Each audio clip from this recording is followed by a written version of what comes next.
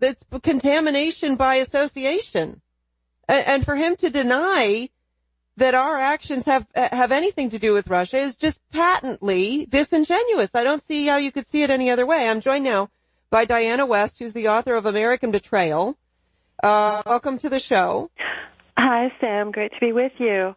Disingenuous, and I feel like we have to walk all of this back in the sense that our military is being so abused and misused. We are in a terrible state of unreadiness across the services. And then the administration announces that, oh, by the way, Americans are going to be on the ground or are on the ground in Iraq and Syria. Thought you might like to know.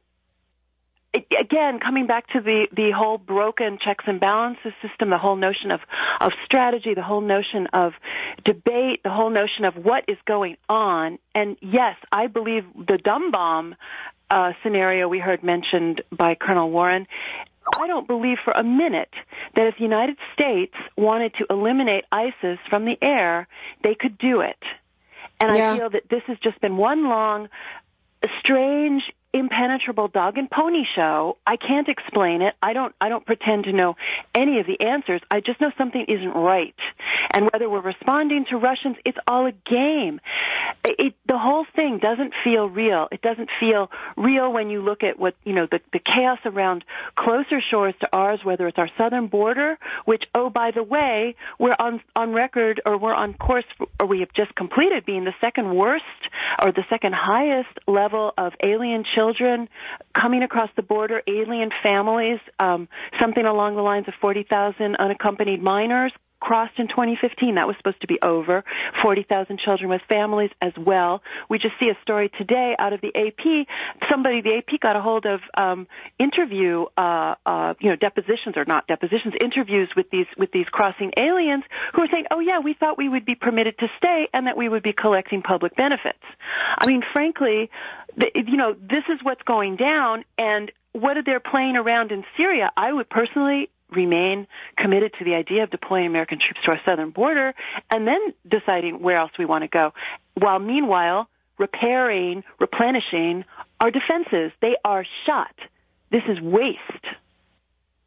But the other thing is when you have the SecDef telling us that we don't have boots on the ground, and yet we lose Delta Force guy on the ground. Right. He was not floating when he was shot. Yeah, exactly. Exactly. So it seems like it's all kind of a pack of lies.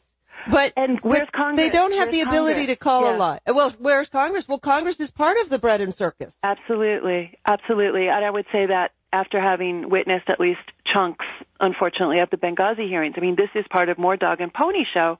Again, to what end, it's theory, but I just know, again, this is not the way it's supposed to function, and it certainly isn't serving the American people, and certainly not serving our military with lives in danger or our military who've lost their lives. I mean, this is sort of the basic bottom line here. Well, that is the tragedy in all of this, is that we are talking about human beings, which the left seems to forget. To them, we're just pawns on a chessboard. Right and left. There's this notion that people are counters in a game, and that's what all of this feels like. While meanwhile, you look at what's going on in Europe, and I mean the place is imploding, and there's.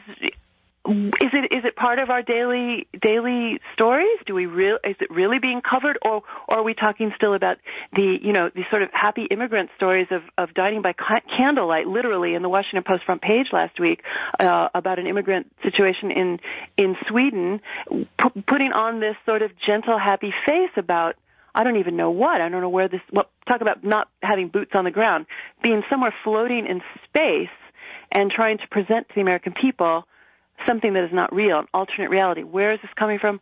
I don't know, but I'm hearing similar things across the board, whether it's whether it's the inevitability argument in Europe that, oh, there's nothing to do about this incursion of immigrants, or the inevitability argument here. Oh, they're having crime waves in Central America. This, too, is inevitable. I mean, this is a big lie.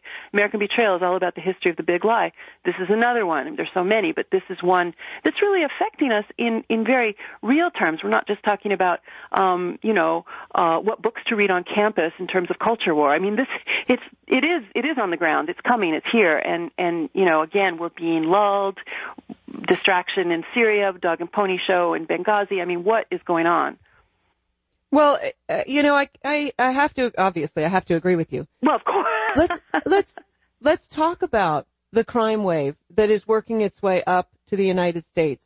When Sweden has now become the second biggest rape capital in the world. Yes. And the predominant number of rapes are perpetrated by Muslim males, over 70%. Sure. And that's only the reported rapes. Of course, there are plenty that we don't hear about. But when you see the quotes from the Muslim immigrants saying, "I man, you woman, I go first," in the supermarket line. Yeah. There's a clash of cultures that we have to acknowledge, and we have to address that. And if we are going, I think it's a fallacy to think that we can just, absorb any kind of individuals into our American culture. Right. We're dumbing down our American culture, and we're falsely sort of, giving their culture equal footing. Right. And it's all happening anti-democratically because that discussion is not taking place. Our political leaders are not having that discussion with us. They're ignoring it. Most of these movements of people, whether it's through refugee resettlement or just illegal immigration or even legal immigration, it is done by bureaucracies that have no responsibility to any voter, and when the politicians who don't want to tackle it or even acknowledge that it's going on, this is where you have this, you lose all your own personal sovereignty as a citizen, let alone as a country. I mean, we see this just writ large and in fluorescent pens going on in Europe. I've heard the argument that if you come here illegally that you're not eligible for benefits. But just define eligible, because I know that illegal immigrants come here and steal a Social Security number and get benefits. I'm right. Sure of that. So prove to me that they're not, and maybe we'll have a conversation. But when I know that the system is geared to award benefits, they're looking for people to give benefits to. And don't tell me that they're not. You know what? Sorry. Absolutely. We're coming up against a break. Sure. But you're going to stay with me, and we're going to talk about this map that shows, it's a time-lapse map, so it's kind of, and it's interactive. You can see the migration patterns between Europe and Africa and the Arabian Peninsula, and you'll be surprised maybe to understand that there's really only one direction for the migration patterns. It looks like white privilege is up for grabs. I'll be back after a quick break with Diana West, so don't go anywhere. This is the Sam Sorbo Show. I am among those who have always said that Russia was key to find a solution to the crisis in Syria. We can't continue with two parallel alliances in Syria, as if the situation in Syria was not complicated enough that we needed two international alliances that don't share the same objectives and that fight over the others.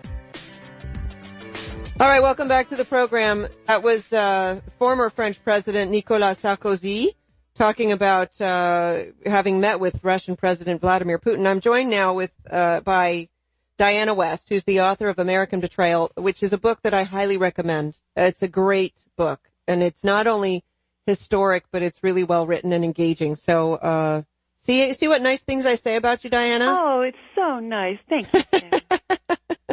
So what do you think about the former French President Nicolas Sarkozy? I mean, aside from the fact that he speaks really good French. Well, I found that a little hard to understand, frankly. He thinks that we need to join. Yes. Yeah. we should stop isolating Russia. We need to just make them our friends and work together in concert, which I'm sure is Vladimir Putin's whole aim with sending military to Syria. He's forcing our hand. What are we going to do now? I don't know, in the sense that again, you know, we're not in a really great position right now, and in terms of affecting a lot of change or throwing our weight around. I mean, we're in a very bad state. There's not a lot of counterweight that we provide at this point, because we have so cut out the heart of our military over these past, 10, 12 years. I mean, this is a broken system. It's become a, experimentation for all manner of social experimentation. It's a very difficult thing to say, well, we should do this, or well, we should do that. It becomes a question of what do we want to do? How best do we protect ourselves? Is Syria our primary concern anyway? Where should we be looking to try to regroup and figure out all the mistakes we made and try very, very hard not to repeat them in terms of these various entanglements in the Islamic world in particular? Where are our friends? Do we have friends and enemies? Is Russia truly something that can be considered a friend, not an enemy? How do we define friend and enemy?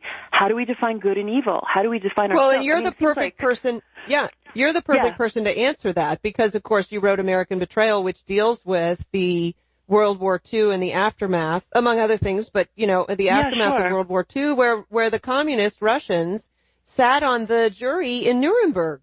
Sure. Passing judgment over the Nazis. And we call that, perfect lodestar justice for the ages. I mean, this is part of the problem. We have not come to any kind of a reckoning on these basic aspects of our own subversion, because when you normalize the abnormal, as we've talked about before, it just takes away who you are. So I would say that Sarkozy's plea is part and parcel with this whole globalization that we're watching, in terms of everyone is all the same. All the countries of the world can mush. All the peoples there is no identity. There are no boundaries. There are no boundaries of personal behavior. There are no boundaries of nation states. So all of these things seem to be pushing the citizenries of these various traditional nation states into some kind of morass whereby the superstate becomes the only means of existence, because things are so chaotic, so violent, so lawless. I mean, to me, that's kind of the byword of our age.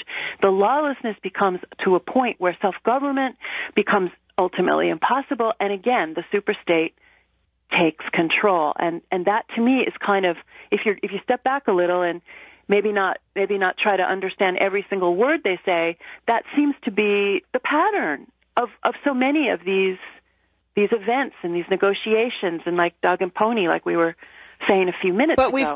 But here's the thing. So roughly 40 years ago, Sweden said, hey, we're going to multiculturalize this country. It's only fair. We need to bring in people who are foreign and multiculturalize our whole system here.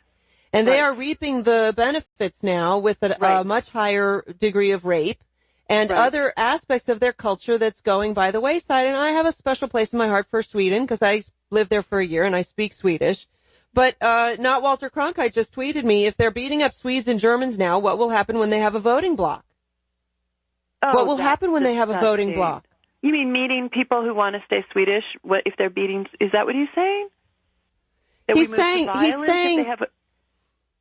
He's saying that people who move into a foreign country and bring their foreign values, that we're reaping the benefit, we're reaping the rewards of that with a higher rape rate in Sweden. But wait until they can actually vote in that women don't have a right to defend themselves in a rape, that all women are simply asking for rape, that it's the Bernie Sanders syndrome. Right. Well, and at this exact moment, the voting bloc is almost immaterial, because the voting bloc that does exist, that does wield power, particularly in Sweden, is already taking care of all of these. That's right. Right. It's already accommodated. They don't even have to codify it. They don't have to codify it, because the PC version Right. that, well, the woman was asking for, 5 or 6 guys, but she really wanted it. Right. Oh, it's infuriating. Right. Okay, I So want to talk about this map. Yes. Before we run out of time. Yeah, So it's been called the largest humanitarian crisis in Europe since World War II, but while the stories of people fleeing violence and oppression have shocked the world, grasping the scale of the number of migrants seeking asylum on the continent can be difficult, and for this reason there's a data visualization company called, this is an unfortunate name, but they're called Lucify. They use UN's own statistics to show the recent mass movement of people to the continent. So everybody's going from the Arabian Peninsula, from Turkey, from Afghanistan, from northern Africa, and further south in Africa. Everybody's moving into Europe. Right. And the map's amazing. Go ahead. If you hover over certain countries, you will see they are not going in any kind of the same numbers to places like Denmark, which recently slashed the asylum-y benefits thanks to the Danish People's Party, which is part of the ruling coalition there. If you go back down just next door to Germany, where the benefits just fall off the trees, that is definitely a honeypot drawing this. This becomes a clear case of not humanitarianism. This becomes a clear case of people seeing where benefits lie. So just like the people on our border who tell the Border Patrol, we expect to be collecting benefits and we'll be allowed to stay here. You cut the benefits and your humanitarian crisis diminishes. You put up a border like Hungary did, and you stop taking in this kind of massive overload on your own system. I mean, the idea that this is inevitable, the idea that this is humanitarian crisis truly, is absolute lies, fables, mythology that are being used by the governing elites in most of these countries to subdue their people, to allow this to happen for all kinds of ideological reasons that I've started thinking of as forced diversity. This is sort of the mantra of Marx in our time. Forced diversity. This is how you globalize. This is how you normalize. This is how you just disband yourself, remove the traditional and go to what these EU people, these all-powerful people call the new Europe. It's not Europe. And then it's too late. Global world. Yep. Yeah. And I clicked on Russia. No one's going to Russia. No. People are coming from Russia. No one's going to Turkey. It would be so easy to go to Russia, too, and you've even got groups there and so on. No, they're not going there because they're not invited. They're not being let in. Sorry. They're not going to Georgia. No. They're not going to Saudi Arabia. I thought Saudi Arabia is cool. Aren't we friends with Saudi Arabia? They're cool. Why aren't they going to Saudi? This, of course, is my biggest thing, is why aren't any of those countries taking in any of these refugees? And they're not. It's easy because they don't need to be colonized. You have to colonize non-Islamic countries, not Islamic countries. And so, I have this website up. I've tweeted it. It's on my Facebook page and it'll be on my website also at samsorbo.com. You need to take a look at it. It's only from 2012. It's only for the past 2.5, 3 years, that they're doing this, and the flow of, so each dot, they have little fleshes, little dots with, they're like little comets, actually. They're very cute. They each represent 25 people, which is roughly a bus with an extra seat for everybody, a busload of people. And you see just this massive, it's like a swarm of bees to the honey pot. Oh, which is actually a very good analogy. That's pretty much what it is. Careful, don't get stung. It is. Yes, exactly. Exactly. And if any of these countries are serious, all they have to do, like Denmark, is cut the benefits, or like Hungary, put up a fence, or preferably both. And recently, the ex-Secretary General of NATO said that Hungary is doing what the EU should be doing. I mean, this is the other thing. This is a lawless change. It is a lawless shift. It's the elites overthrowing their own peoples. I don't know if we've ever seen revolutions that look like this before, where the governing powers are overthrowing their own citizenries for this diversity ideal. And it talk about humanitarian. They are destroying their cultural riches, their own selves. I mean, it is there's something so heinous about that kind of betrayal. So Daniel Greenfield wrote a fantastic piece about this and said that Europe was trying to save its social services state by bringing in people who would pay into the system so that the baby boomer retirees could retire in comfort. And the problem that he puts forth is that the people that they're bringing in have no interest in subsidizing other people's retirements.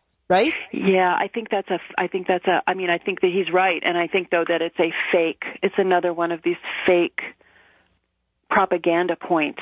We need the people. What you don't need, it's sort of like they make it on a basis of economic need. They make it on a basis of humanitarianism. Both are crocs. This is something that is more related. If you actually start reading the rhetoric of Angela Merkel or the EU commissioners, you do start hearing this sort of, version of the globalist ideal, the ideologue, the global, this is the way it's going to be. We command people. We command population blocks. We are the social engineers. And that is what you are really seeing, I believe. And the other stuff is more or less talking points to try to cajole your population to go along with it. But here's the thing, and he points this out very well. It's a justification that has no rational. That has no basis in rational thought.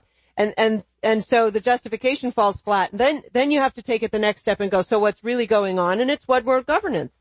Exactly. Yeah. Okay. Diana West, thank you so much for coming on the program. I just love talking to you. Go get her book, American Betrayal. Do me a favor. Read that book. You'll learn a lot. And I will be right back after a quick break. We're going to talk about,